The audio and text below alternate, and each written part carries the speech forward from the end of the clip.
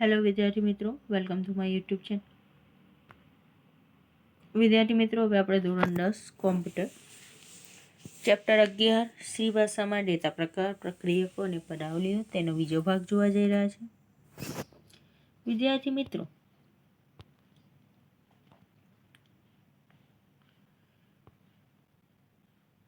આપણે કેટલીક વખત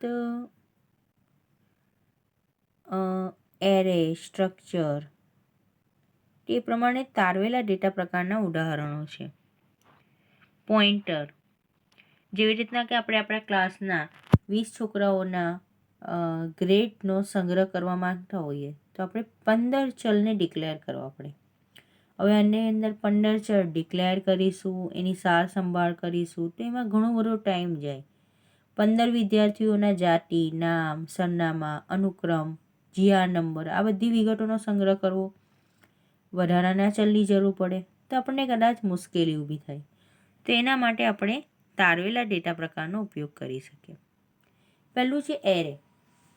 એરે શું કરશે? તો એરે એક સમાન લાક્ષણિકતા ધરાવતા ચલના સમૂહનો સમાવેશ કરી શકે, જે રીતના કે ડેટા ટાઈપ, વેરિયેબલ અને એની સાઇઝ. તો ડેટા ટાઈપ એટલે ડેટાનો કોઈ પણ મૂળભૂત પ્રકાર.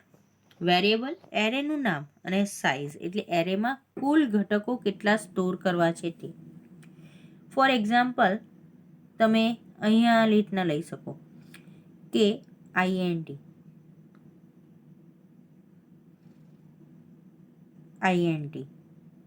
હવે વેરિયેબલ, તો વેરિયેબલ આપણે 10 છોકરાઓના માર્ક્સ લેવા છે તો વેરિયેબલમાં નામ લખીશ માર્ક, બરાબર છે, મોટો બ્રેકેટ. અને એની સાઇઝ મારે 5 છોકરાઓના માર્ક્સ સેવ કરવા હોય તો હું અહીંયા લખી દઈશ 5, બરાબર છે. તો આનાથી થશે શું? INT એ આપણને ડેટા ટાઈપ આપશે. માર્ક એટલે કે એરેનું નામ, અને આ જે સંખ્યા છે 5 એ શું કરશે? 5 જે સંખ્યા છે તે આપણને 5 સમૂહનો સંગ્રહ કરવા દેશે, એટલે 5 માર્કની સંખ્યા એ સ્ટોર કરવા દેશે.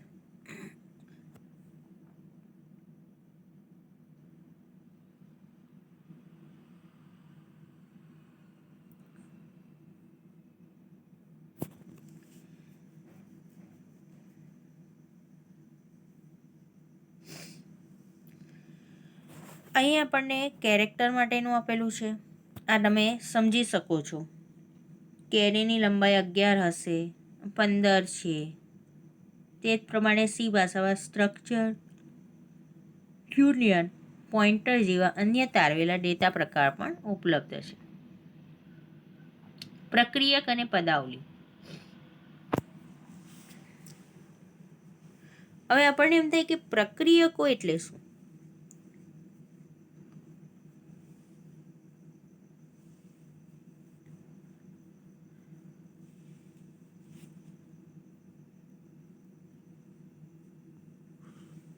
પ્રક્રિયકો એટલે ઓપરેટર્સ એટલે કે પ્લસ, માઇનસ, એ બધા એરિથમેટિક છે. તે ઉપરાંત ગ્રેટર ધેન, લેસ ધેન, વધારા ઘટાડા, શરતી, આ બધા પ્રક્રિયકો છે. અને એ પ્રક્રિયકોને આપણે ઓપરેન્ડના ઉપયોગ દ્વારા પદાવલી બનાવી શકીએ. હવે આપણી પાસે કેટલા પ્રકારના પ્રક્રિયક છે? તો આપણા જે પ્રક્રિયકો છે તે ટોટલ 8 પ્રકારના પ્રક્રિયકો છે. પહેલું ગાણિતિક પ્રક્રિયક, એરિથમેટિક ઓપરેટર.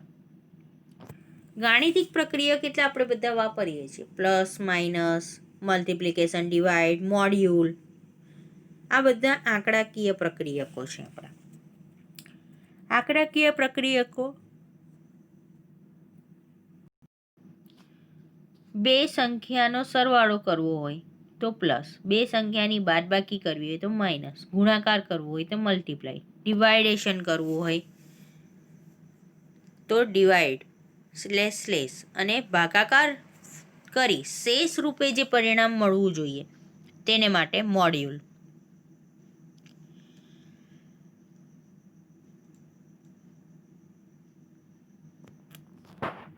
હવે આપણે અહીંયા નીચે એક પદાવલી જોઈએ. Total cost is equals to quantity into cost item. Total cost એટલે ટોટલ એમાઉન્ટ, ક્વોન્ટિટી કેટલી સંખ્યા છે, અને કોસ્ટ આઇટમ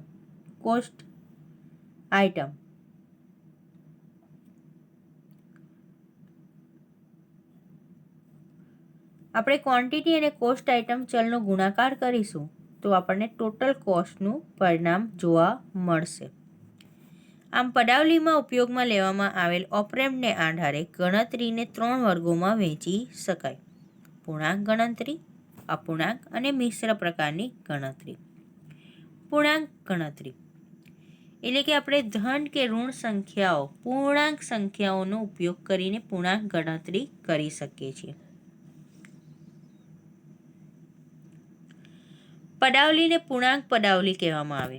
આવી જે પદાવલી છે તેને શું કહેવામાં આવે? પૂર્ણાંક પદાવલી. પૂર્ણાંક પદાવલીનું પરિણામ હંમેશા પૂર્ણાંક મળે. જેવી રીતના કે કુલ કિંમત, વસ્તુઓની સંખ્યા, વસ્તુઓની એકમ કિંમત, એ બધા માટે આપણે પૂર્ણાંક ગણતરી માટેનો પ્રેક્ટિકલ જોઈ લઈએ. તો આપણે અહીંયા જોઈશું કે type DF INT whole number, total cost is equals to 650, quantity is equals to 24 અને cost item find. Cost item is equals to total cost divide by quantity.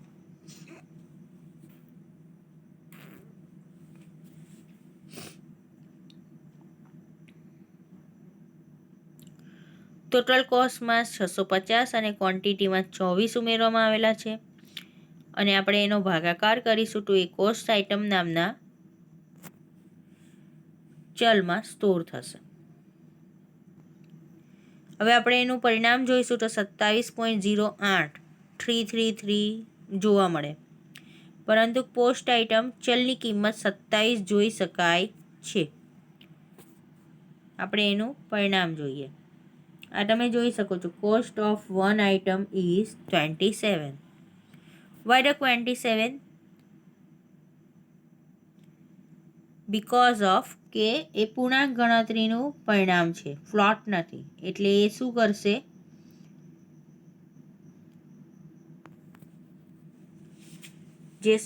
પાછળના જે અપૂર્ણાંકની કિંમતો છે એને કાઢી નાખશે.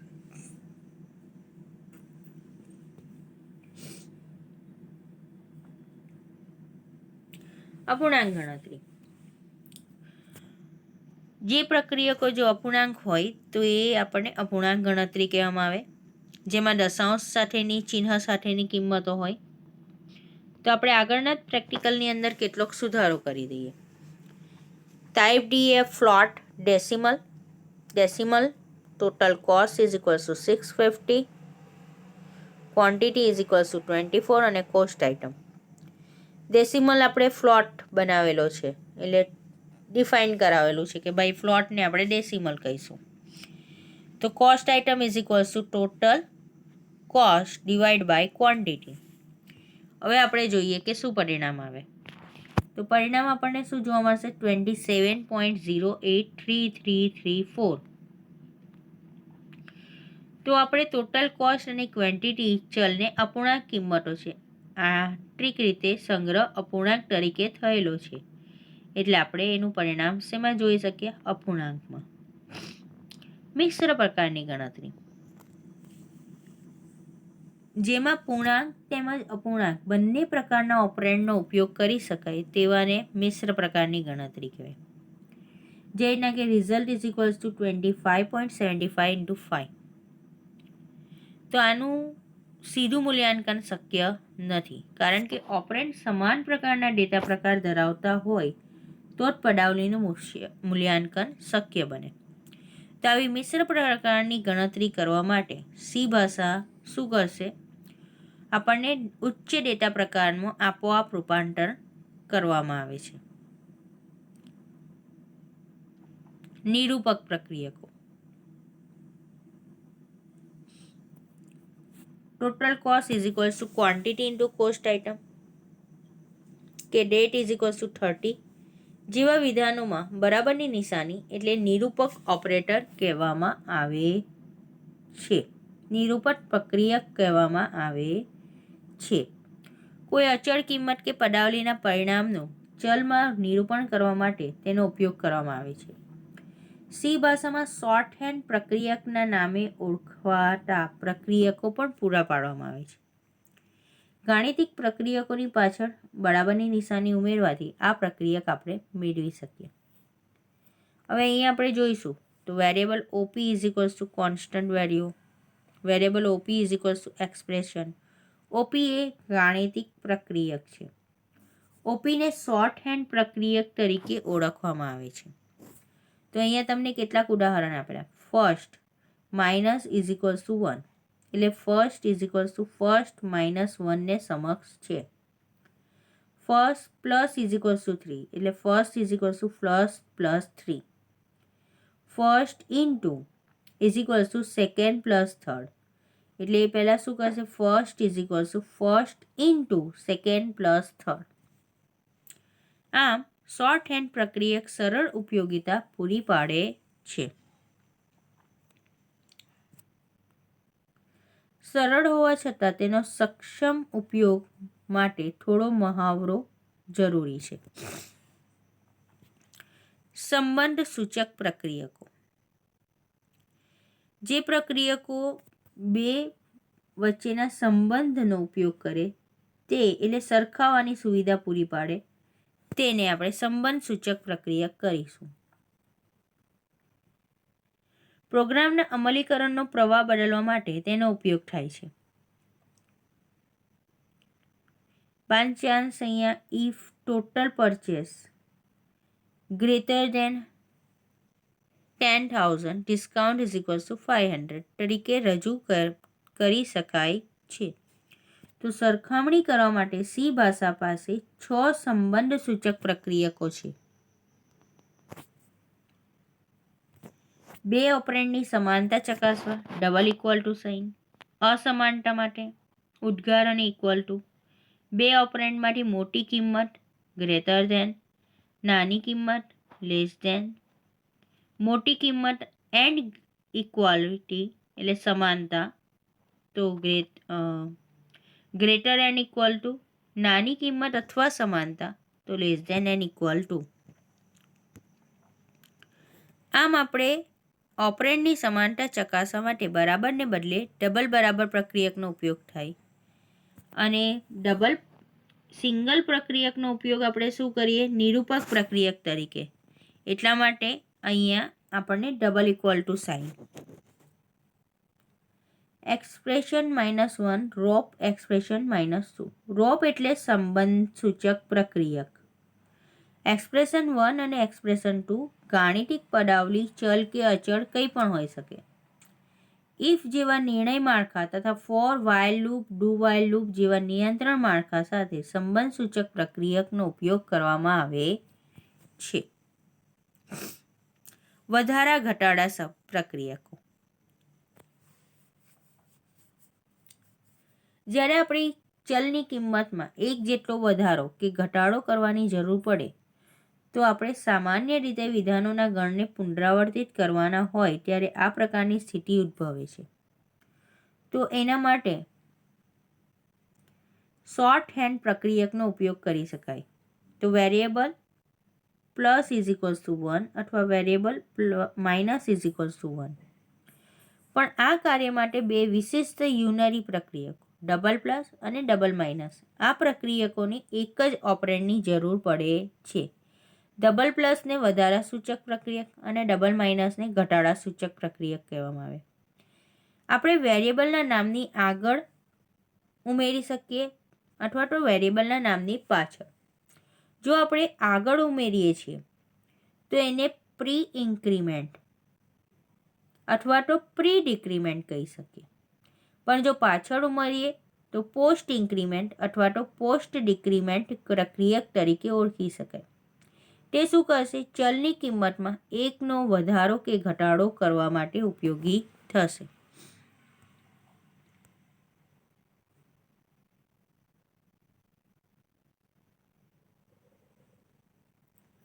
અહીંયા તમે જોશો INT first is equals to 15, second is equals to 20 and result. તો result is equal to first plus second plus plus, મતલબ 15 પ્લસ 20 કરશે અને એના જવાબમાં 1નો ઉમેરો કરશે. એટલે રિઝલ્ટ ચલની કિંમત કેટલી થશે? 36 થશે.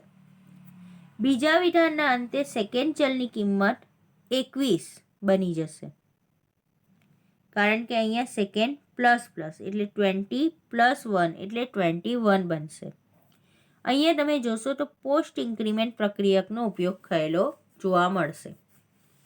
ત્યારે પડાવલીનું મૂલ્યાંકન કરવા માટે ચલની જૂની કિંમતનો ઉપયોગ કરવામાં આવશે. હવે અહીંયા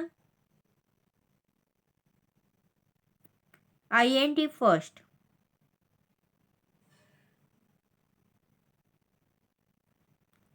second is equals to 20 and result is equal to first plus double plus second. Result ચલની પરિણામ કિંમત 36 જ છે. સેકન્ડ ચલની કિંમત 21 બનશે. પ્રી ઇન્ક્રીમેન્ટ પ્રક્રિયકનો ઉપયોગ કરવામાં આવે ત્યારે સૌપ્રથમ ચલની કિંમતમાં 1નો વધારો કરવામાં આવે છે. ત્યાર પછી આ નવી કિંમતનો ઉપયોગ કરી પદાવલીનું મૂલ્યાંકન કરવામાં આવે. એટલે એ શું કરશે? 15 પ્લસ 21 પછી એનો જવાબ કરે છે. શરતી પ્રક્રિયક.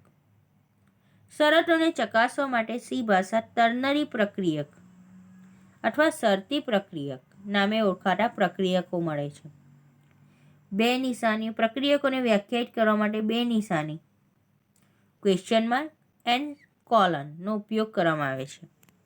શરતી પ્રક્રિયકોની વાક્ય રચના નીચે છે. Condition, question mark, true statement, colon, false statement. કન્ડિશનમાં આપણે કોઈ પણ કન્ડિશન મૂકી શકીએ કે first double equal to second, otherwise first is greater than second, જેવો સંબંધ સૂચક પદાવલી નિર્દેશ કરે. અને બે સંખ્યામાંથી નાની સંખ્યા શોધવા માટે પ્રોગ્રામની મદદથી શરતી પ્રક્રિયકનો ઉપયોગ આપણે સમજીએ. અહીંયા આપણે જોઈશું તો first second is equals two 50, first is equals two 100, minimum. હવે મિનિમમની વેલ્યુ શું? ફર્સ્ટ. પહેલાં આ કન્ડિશન મૂકેલી છે કે first greater or equal to second, બરાબર છે. ક્વેશ્ચન ક્યાં તો first, colon second. The minimum value of the two is %d/n minimum.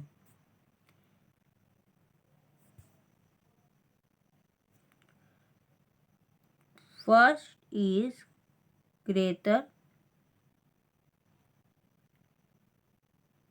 less than or equal to second.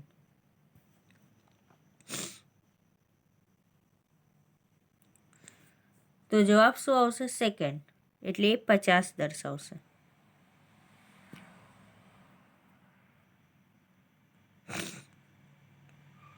તમે જોઈ શકો છો અહીંયા એની વેલ્યુ શું હશે? 50.